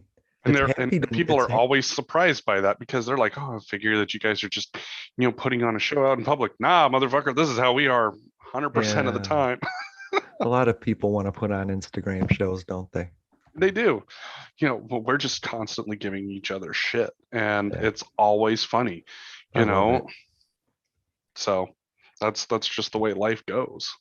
You if you can see your partner's evolutions, then you can support them or be a part of them. You know what I mean? Mhm. Or give them their own space to have them. It's this cool thing. It's not choices of trying to lock somebody down or eliminate their opportunities to meet people. It's this other way around sort of thing. Give somebody the freedom that they'll appreciate to stay. you know? Right. And that's the tough part is that, you know, sometimes you think you're compatible for a while and you find out you aren't. Sometimes Right. you find out you think you aren't compatible and then you find out you are. And you're like, what? Right. How is it that you like on the surface, if you were to look at Debbie and I, most people probably be like, how in the fuck are you two even remotely compatible with each other? We are, Of course you are. And and I it's look for that funny. all the time, but you're both two of the smartest people I know. So I can imagine the conversations just are amazing enough to want to be there the next day to have another one, you know? Sometimes, Yeah. sometimes it's as simple as, talking, sometimes we talk about dreams, sometimes we talk Yeah. about reality, sometimes it's, we talk about a fart. Yeah, exactly. and My and the two of us have plenty in common with each other, that what we have right now works right now. And I Mhm. think that that's what both of us recognize is that what we have right now works right now, and Right. that we're both willing to accept that if it ever doesn't work, that it will be amicable. Yeah, because you will have been honest up till that point. It won't be a surprise. You know what I Well, mean? yeah, exactly. We'll have been honest the entire time, Yeah. and that if it doesn't work, it doesn't work, and that's not the fault of anybody. Everybody has their own needs, wants, and desires, and it's not incumbent on the other person to meet those. Not all the time, but I do think it's important in a relationship to acknowledge and try to see where that would fit in. If Oh yeah, I mean, obviously there are some things that you're going to be able that Mhm. you're going to be willing to do for somebody else. Right. There's some things that you're going to be able to go, you know what, I will try that for you. But there are going to Yeah, be a lot of things where it's like, no, that's not happening. that's not Like my thing. Right. for example, doing the dishes. Debbie is never going to do the dishes, and it's going to be a rare day that that happens. Well, people And gotta rinse their plates, god damn it. they're going to be and there are only going to be certain times where Debbie's going to do the dishes, and Hmm. Debbie's going to complain about it the entire fucking time that they do the dishes. Right. You know, but that is something that Debbie's been honest about, and I accept. It's like doing the dishes is not going to be their thing, period, Right. ever. But do you then look for something that isn't your thing to balance it out, or No, no, no. see? If I have something that's not my thing, I'm going to communicate to Debbie. It is not my thing. But Like, for example, that comes up in the course of a relationship. That's not something exactly. you're itemizing along the way, right? Right. It's not something that, I'm gonna sit down and we're gonna have a checkbox. Okay, well, if I've got to, if you're not gonna do the dishes every day, I'm not gonna do the. No, That's what I'm it's saying. People get into that cycle of I'll think about myself then, and so it's important not to do that. there are very few things that I absolutely will not do, and we've had those conversations, Yeah. and it's whatever frustrations Debbie may have with that are Debbie's, but you Hmm. know we all have our hard limits, and there's no changing that. Kind of like, you can fight me all you want on it. I'm not going to be like, no, you're right, I'm going to total no.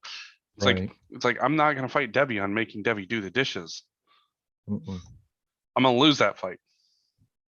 Yeah. And why would you want to have it? Exactly, it's not important. Dishes just got to get done. Yeah, it's not important. You're just, yeah. I can spend hours upon hours upon hours upon hours fighting Debbie over doing the dishes, or I can just do the fucking dishes in 30 minutes and that'll be the end of it. Right. And not look for a reward for doing the dishes. No. Look, I did the dishes and you didn't, so rub my feet. It's not about you. Nothing in a relationship is about you except the other person's thoughts.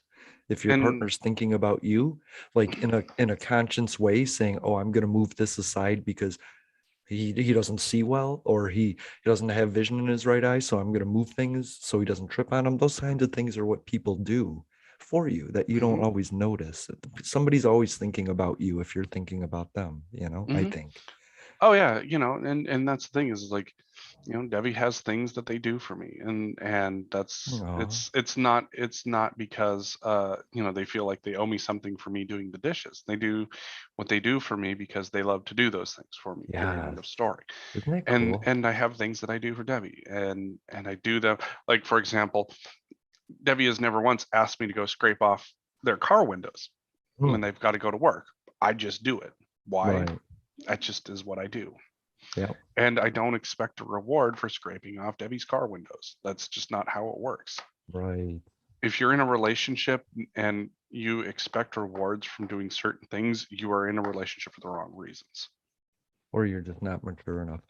My wife came home one day and I was like, look, I cleaned the house, I waxed the floors, I did the dishes, I did the laundry. Look at appreciate me. And she was like, do you want to thank you for doing what people do? Like, she couldn't comprehend the fact that I wanted appreciation for doing the basics, And Right.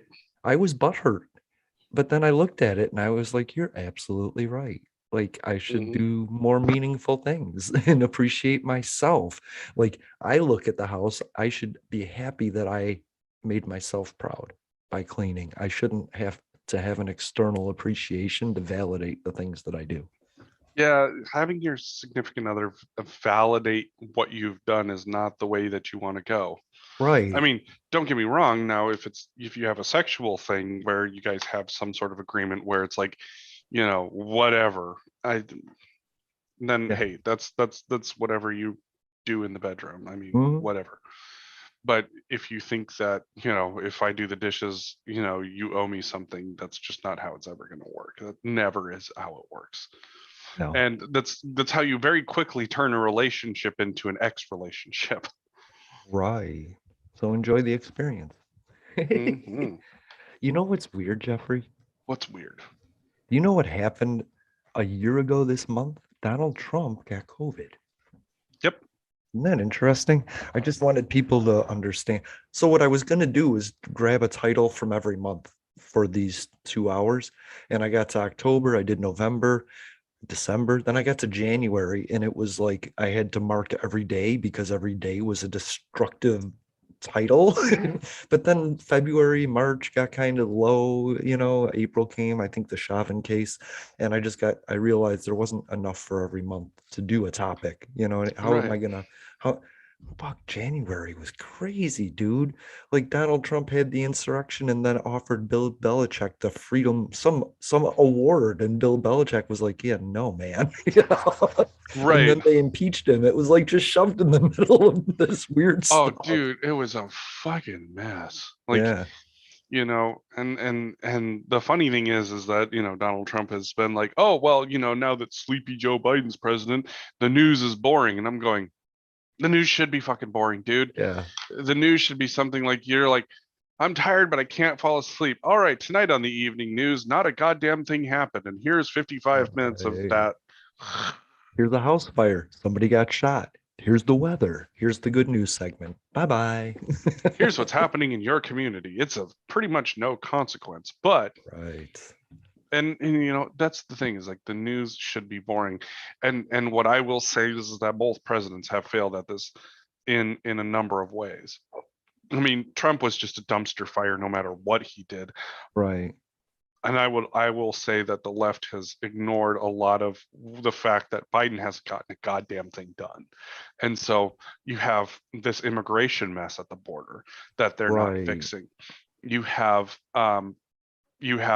different defense issues, like the fact that China tested a hypersonic missile that Mhm. circled the planet, that they're not addressing. The fact Or that the we've post got, office, you know what I mean? Like all yeah. of these things, they're not getting accomplished. Like even if Build Back Better is passed, I'm still not going to have my voting rights. You know what I mean? It's all these things that he's just letting go. So, I mean, the difference, it's a different dumpster fire. It's still a dumpster fire. It's just out of the different dumpsters on fire. Right. And But and and everything could that's the change problem. in a week. Like he hasn't done anything, but if these two bills get passed, he will have done more in 1 year than Obama did in 8 years, more It's than true. Trump did in 8 years. So Well, it, Trump it only had 4. If Trump had 8 years, dear Christ. well, I'm planning on him coming I back. mean, I, All I hail will s- Trump. I will say that if the progressives tank the infrastructure bill Mhm. and the moderates tank Build Back Better, Yeah. um, then basically what's going to end up happening is Republicans will win 2022 and then they will win 2024. And I guarantee you, and the progressives are too busy being like, well, if I don't get my way, I'm going to tank your bill. And the moderates are being like, all right, fine, I'll Yeah. tank your bill. Like, I don't give a shit. Well, it was a pre-existing agreement that both would go at the same time. And then, moderates tried calling the progressive bluff, and then Joe Manchin and Kirsten Sinema, whatever. It's But like looking at a cake being baked a half hour before it's done. Don't uh, do it. Just don't look well, if you and can't that's stomach it. but see, that's what Democrats do though, is Mhm. that, if I don't get my way, I'm tanking the whole thing. Whereas, you know, as much as you don't like it, you have to give the Republicans credit, because what's ended up happening is that they don't like each other, but they got shit passed. They did. Yeah. The far right and the center right don't like each other.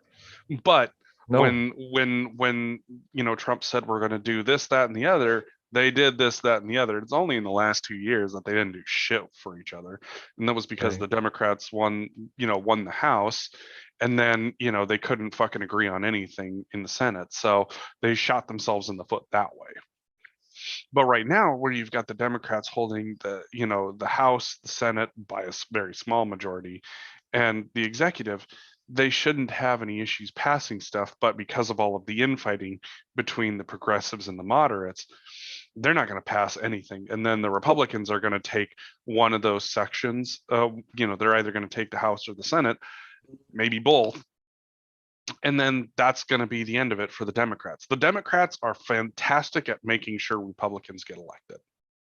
I want to say that like a lot of the time Democrats had to eat themselves was based on Joe Manchin's obstructing of progress and then Kirsten Sinema's. And so, like, yeah, Oh, don't I get don't me know. I don't wrong. know how to say that. They were given the time to eat themselves alive, and they have. They've got it down from 6.8 to 1.7, without Republicans' input at all, they ate themselves down. Like, Oh, so absolutely. I'm And not and happy and told me it was going to be transformative the whole time. 6.8 to 1.7. that's I'm what we not going to were. tell you what's in it, but it's going to be transformative and you better support it. Well, that's what we were told about, the Affordable Care Act back in the Mhm. day, and look how much of a dumpster fire that's been. Right. Well, it has helped people, but it's almost like falling up. You know what I mean? It's it has helped people. Yes, it helped people get covered, but then as things started to change with it, yeah, that coverage got expensive, Uh-huh. and less things got covered. And Yeah. I know this because I started out on the Affordable Care Act. My first health insurance on my own was through the Affordable Care Act, and I actually Hmm. had pretty good coverage. But by the time I left the Affordable Care Act, I was paying $12,000 a year for a $200 off coupon. And it would have Right. made far more sense for me to just not have health insurance, bank that money, Yep. and then put it in a health savings account. And then as anybody had issues, I could have just been like, yeah, here. Right. And that's if you made enough to qualify, but not enough to be overqualified. Like I have Right. friends that they have their own jobs, they're and they can't get Obama because they don't make enough. They don't qualify. They don't have enough stable income to qualify for free healthcare. Right. So that's the reality, is that Democrats are very great about promising the moon and then having an Uh-huh. asteroid crash into Earth. Yeah, and that's what I spend my time on Twitter doing, explaining to them that their messaging sucks. You promised me everything, and then you're like, why are you mad that there's almost nothing? If you had told me there was almost nothing, I would have been surprised that you gave me something, but you told me I was going to get everything, and that's not Right. what I'm getting. So, Right. like, Democrats, the progressives want 12 weeks paid leave, which I Yep. think is not enough. Re, Moderates say 4 weeks. Now, I say, why not make it 4 weeks to an undetermined amount of time based on a doctor's recommendations and not a politician's recommendations? But see, they're stuck in this 4 to 12, 4 to 12. Why not take it out of a politician's hand altogether? You know? The answer is simply going to be that, well, if you look at how we listen to doctors currently, that's definitely not going to get fucking followed. Well, yeah, I don't see where a politician, it's like abortion all over again. Why would a politician be forced into the recovery of a woman after a C-section? You know, like you have to go back to work after 12 weeks after a C-section, you're barely able to stand up. You can't lift, you can't walk upstairs, so there has to be a Mhm. sliding scale. Now, what I'm saying is that maybe at some point the person that was a temp gets your job. You know what I mean? Like at some point your paid leave becomes, well, this person's rights also, because I think temp workers, that's a stressful thing. You know what I mean? And you can put a temp in for a month or two or maybe three, but at some point that person has to become permanent to offer them dignity and work.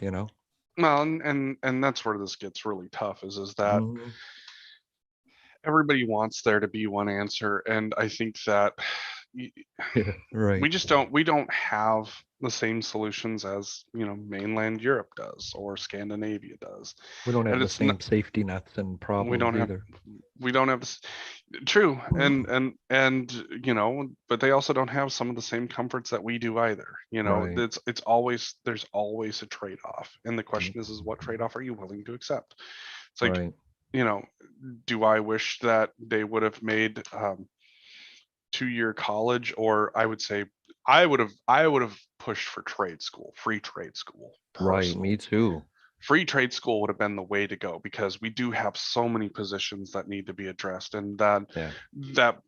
okay, yeah, 2-year college, like I get like the idea of having 2-year college, but 2-year college in a lot of cases isn't enough to do a whole lot, But it is in which enough to help you find the road you want to take. That's what I'm exactly. hoping, is that it shows you interests that might benefit you financially. Exactly, and I would say that there's a way that you can address that. A Mhm. lot of the times, like, luckily, like my oldest right now, they have done enough of the work for school that now they have very minimal like required classes left that they have Right. to take, but they get to start exploring the trade or that they want to go into. Right. But a lot of people don't get that. And I think that, as technology has progressed, I think that there's a way to make that happen. Well, yeah, if you allow for accessibility in curriculums for free and not charge people to learn things, I think it would be an amazing place, because we're never done learning, and Hmm. we're never done discovering interests, but interests also fade and new interests come about. And I think Hmm. having the ability to, yeah, go to a trade school to learn a craft only to supplement that with yet another craft. If you're an Hmm. HVAU guy and you want to suddenly learn house construction because you are really good at installing air conditioners, I want somebody to be able to do that and grow with that, you Hmm. know? And that's where I think, like, having free trade schools makes the difference is that Yeah, I like we that. have we have done a lot to encourage people to go to 4-year schools, and like Debbie and I were telling the kids, we were sold a wonderful lie that we were going to Hmm. be making all of this money hand over fist, and that we'd never have to worry about it again. Meanwhile, buried under a mountain of debt, some of us with degrees that we never actually got to apply. Right. You And fell for a cottage industry scam of, let's get students to have to pay us interest for the rest of their lives. and that's exactly what it is that I'm paying interest to student loan servicers and the federal government for jobs that I can't get, Right. for degrees that I was sold a very, very wonderful song and a dance to. And then they're sitting there telling us to sell that same song and dance to our kids, and I can't do that in good faith. We can, Right. hey kids, do you want to go to college? Yeah, okay, cool. Here's $100,000 in debt to start you out for your life. You're going to be paying on that for the next 25 years, and you're going to be eating loser's lunch because you got to make your student loan payments. What's Oh, loser's lunch? You only get bologna, fucker. you're gonna get a job for $50,000 a year. You're gonna have to get a If car and you're a lucky, payment and then fuck. a I house didn't and then a even get that. payment and then yeah. But I that's didn't what even I'm get that. saying. 30,000. I got a fucking $15 an hour job making Mm, 31,000 a year, and by the time that I paid for my student loan payments and my car and my house, I had I had like Yeah. $400 left to feed me and do anything else that I Yeah. wanted to do. And by the time Electricity, I had like my gas, gas, insurance. food, Right. insurance, phone, I had like $100 to my name at the end of Oh, every month. prescriptions, medical. Right. You can go on and on because this country picks you apart nickel by nickel by nickel. And I didn't get to start contributing to my retirement. Why? Because, Right. well, let's face it, sometimes I had to pay for shit using a credit card. And that meant that that extra $100 that I had a month was now going to Mhm. be saved for a couple of months to pay off my fucking credit card. Right. Yay. Yeah. Like I want to tell my kids that that's the best fucking option for them. Or, Mm-mm. they can learn how to do things like go to fucking art and animation school and Yeah. learn a specific trade that they can apply to a number of different places and walk out with a fucking job by the time they're, maybe 2022 Right. and and not have the same level of expenses that I do. Why in the fuck would I want to encourage them to go $100,000 in debt to hopefully make 50 grand a year? Right. And by the way, end up paying on that in perpetuitum and then tell them, oh, yeah, you're supposed to save for retirement. Oh, yeah, you should Mm, probably save so that way you can buy a car. And oh, yeah, do you want to go on a trip? Well, that ain't never going to well, fucking when are you happen. going to get married? When are you going to have kids? When are you going to start increasing the amount of people that have debt in your household? Yeah, right, exactly. And so it's like, millennials are killing the whole having kids industry. Motherfucker, we can't afford kids. Oh, you're right. And so then it was, well, millennials were having pets, and now millennials aren't having pets because they can't afford the fucking pets either. So millennials are buying plants.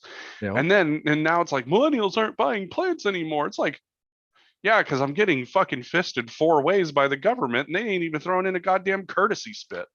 Right. And I've learned to live on nothing based on this pandemic. And now you want me to go back and break my back for $5 more than that? Nah, it's not worth it. I'll keep living on nothing. And so, the reality is that there were better ways to do what could have been done.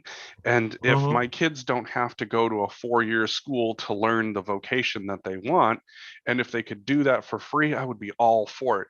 Because if my kids could start their life out not in fucking debt, like I don't care if Right. they have to live with me while they do their trade school. They'll figure out, they'll have their career and they'll be able to launch without me having to support them for 20 years because they've got student loan payments. Exactly. The student loan payment forces them onto a single path.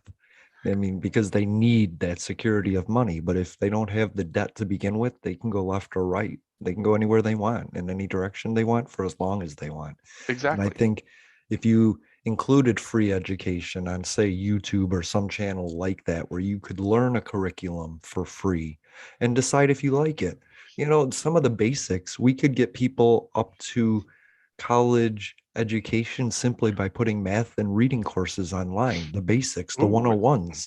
You know what I mean? So, Just to get people interested. We have to stop putting that barrier of income for education.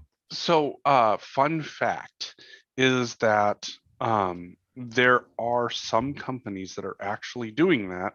Good, Interestingly enough, one of them is Microsoft. They have a good. bunch of different certifications on how to do different IT things, how to do Yeah, different data analyst things, how to do different business intelligence things. You literally learn these courses and then you can pay to test and get the certificate on them. right. Everything from A plus certified to IS certifications to data. It's, and Google's I doing it would too. and to me, like, that would be the way to do it, is if there was a Yeah, way that you could do that. Like, for example, I would love to see mechanics have the ability to do all of the theoretical learning, learn all of the trades and techs, but then have like a place where you could go in and, like we did in hunter safety, you have all of your classroom time, but then you right, have your field day where you go in and you do certain tasks and you have right, to show that you're competent in doing those tasks. Absolutely. And then that's how you get your certification. That's what right. we did in hunter safety.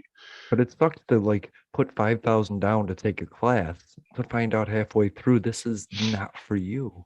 You And know the what I best mean? part is that with those certifications, you can do that now. And these companies literally are hiring people that have these Mhm. certifications.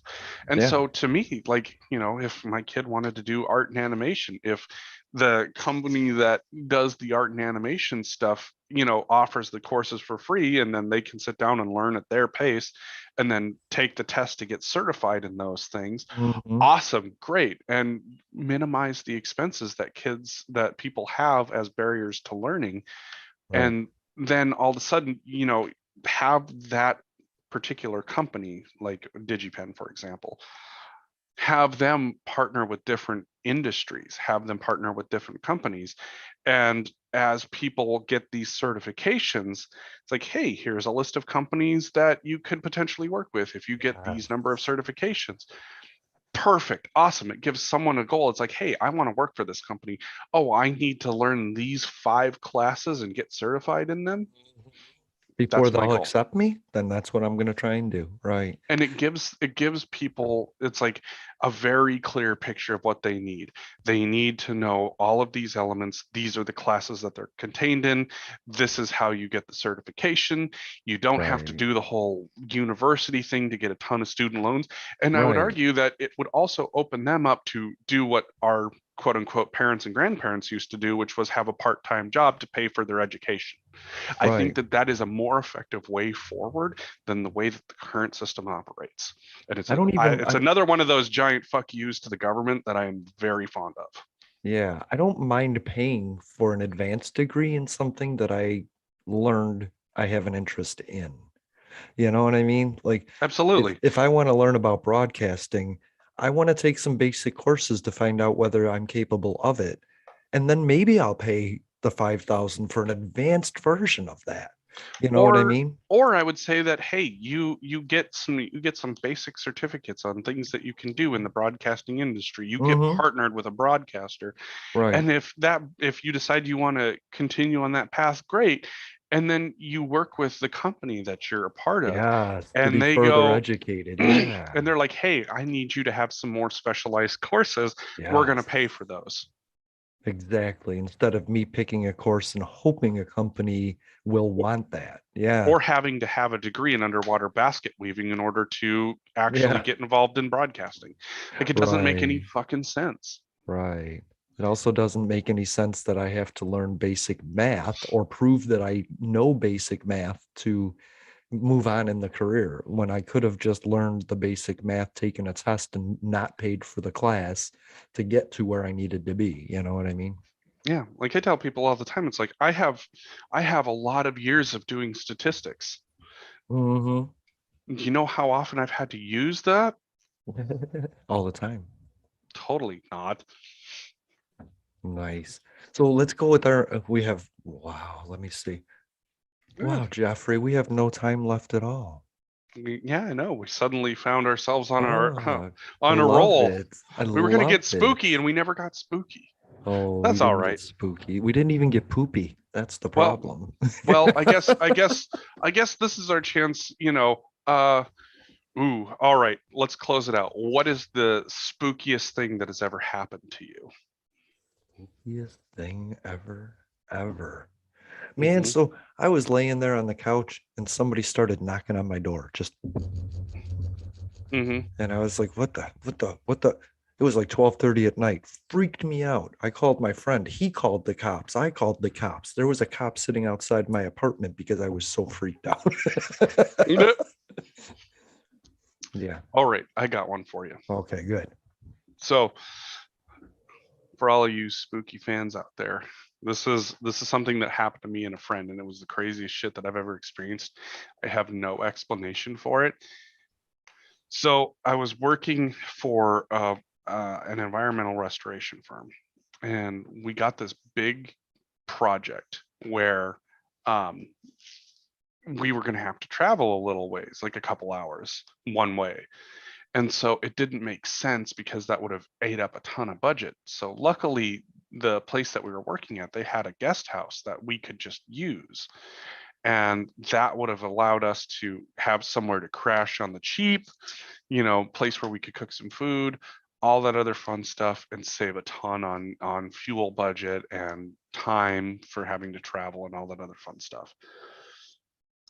We get into we get down there, we go to get into the house, and We all start unloading our stuff, and me and a friend that worked for this company, we walk into this house, and I mean to tell you, it just didn't feel right. Like it was like something feels off about this place. I don't feel good in here. And So so creepy. I love it. everybody gets their stuff unloaded. And this friend and I, we decided to go walk around this house just to kind of check it out. Mhm. So we walk around and we we hear so we were walking around and we decided to go upstairs and we start to hear some rustling downstairs. We kind of figure that it's just everybody that's still unloading stuff. We get into this one room, and I mean, this room just does not feel good. I'm like, something happened in this room. It does not feel good. I am creeped the fuck out. So we go back downstairs, and all of our stuff is stacked up in the middle of the room. And we're just kind of like, okay, whatever. Somebody's fucking around. They're just like stacking stuff up. Everybody's here. We walk outside. Everybody's already taken off. They're gone. And we're like, what the fuck? So we go back inside thinking like maybe somebody else is in there. We were outside for 10, like 15 seconds at most. We walk back inside. All of our shit has literally exploded all over the floor. Wow. And we both are like, nope. And we just grab our shit and we get the fuck out of there. We walk out, and I shit you not, I turn around, and up in the upper left-hand window, there's somebody fucking staring at us. And I ran back in to go see who the fuck it was. And there's nobody there. There's nobody there. I'm like, nope, I am not staying here. I will sleep in the fucking truck. There is absolutely no way I am staying here. Smart. And so my friend was also like, not happening. We told a couple of the other people, and they're like, there's nothing there. You guys are making this Mhm. shit up. They managed to stay there for about 3 nights, and then they fucking booked themselves into a hotel room because they were having weird shit happen all night. I love that. I was like, there's no fucking way I'm staying in this house. It is too weird. And then seeing somebody staring in the fucking window at us, Yeah. nah, Yeah. nope. No. Love it. And there you go. That is my spooky happening. I love it. Thanks for being here, Jeffrey. Go take the kids. Get the kids some candy. Get the kids some candy. I'm gonna get the kids candy corn. That way they can feel like I Yes. really love them. Candy corn means love.